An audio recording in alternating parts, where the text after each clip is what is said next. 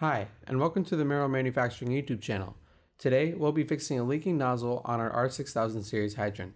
For this adjustment, you'll need two 9/16 open-end wrenches and a cup for holding water. To begin, we recommend shutting off the hydrant's water supply to eliminate upward pressure on the plunger during adjustments. Once off, use the two 9/16 open-end wrenches to raise the jam nuts so that the plunger is lowered. You may now turn on the water supply to the hydrant. If the leaking continues, repeat these steps until it subsides. Now fill a container with water using the hydrant. With the hydrant on, submerge the end of the nozzle in the water and turn the hydrant off. The backflow of the water should create a suction, thus draining the water out of the container. If the water does not drain, the plunger needs to be lowered further to open the drain for backflow. This is completed by repeating the aforementioned steps.